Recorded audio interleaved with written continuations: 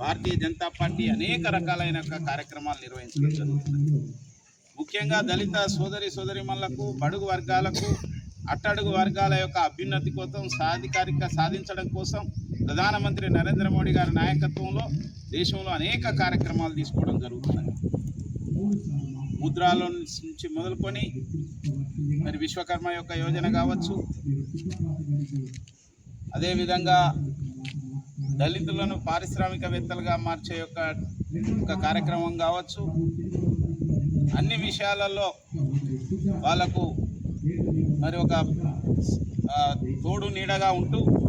ఇవాళ భారతీయ జనతా పార్టీ నరేంద్ర మోడీ గారి ప్రభుత్వం అనేక కార్యక్రమాలు నిర్వహిస్తుంది. వాటిని అన్నింటినీ కూడా విస్తృతంగా ప్రచారం చేయడం, డాక్టర్ బిఆర్ అంబేద్కర్ గారు ఒక జన్మస్థానంలో, ఆయనే నిర్యాణమైన యొక్క స్థానంలో, ఆయన చదువుకున్న స్థానంలో, ఆయన విదేశాల్లో చదువుకున్న యొక్క స్థానంలో, ఆయన ఏదైతే దీక్ష పూనిన స్థానంలో వీటన్నిటి పంచతీర్థ పేరుతోని, పంచతీర్థాలనే పేరుతోనే 5 ప్రదేశాలను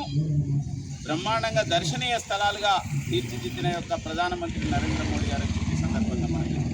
అంబేద్కర్ అంటే కేవలం ఒక వ్యక్తే కాదు, ఆయన ఒక శక్తి, ఒక మేధావి, దేశానికి రాజ్యాంగ నిర్మాత, అట్టడుగు ప్రజలకు, పేదలకు, ప్రజలందరికీ కూడా ఒక హక్కును కల్పించిన యొక్క వ్యక్తి. మాట్లాడే హక్కుతో పాటుగా, ఆస్తి హక్కుతో పాటుగా పనిచేసే హక్కును, మరి మనం అందరితో సమానంగా జీవించే యొక్క హక్కును కల్పించిన యొక్క డాక్టర్ బిఆర్ అంబేద్కర్ గారికి ఘనంగా నివాళులు అర్పిస్తూ ఈరోజు ఆయన యొక్క విగ్రహాలను శుభ్రం చేయడం జరిగింది. రేపు అన్ని చోట్ల కూడా ఆయన యొక్క జయంతి కార్యక్రమాలు నిర్వహించడం జరుగుతుంది. ఆ తర్వాత దళిత బస్తీల్లో పర్యటించడం కానీ, ఈ యొక్క ఎవరైతే లాభార్థులు ఈ యొక్క ప్రధానమంత్రి నరేంద్ర మోడీ గారి యొక్క కార్యక్రమంతో లబ్ధి పొందుతున్న వాళ్ళని కలవడం కానీ అనేక కార్యక్రమాలు ఈ గ్రామీణ యొక్క మరి మండల కేంద్రంలో ఈరోజు ఈ అవకాశం కల్పించిన యొక్క గ్రామీణ మండలాధ్యక్షుడు రాజ్కుమార్ గారు, మరి మాజీ సర్పంచి రమణ్ గారు, దివాకర్ గారు, రమేష్ గారు, పేరు పేరున అందరికీ నేను హృదయపూర్వకమైన యొక్క ధన్యవాదాలు తెలియజేస్తూ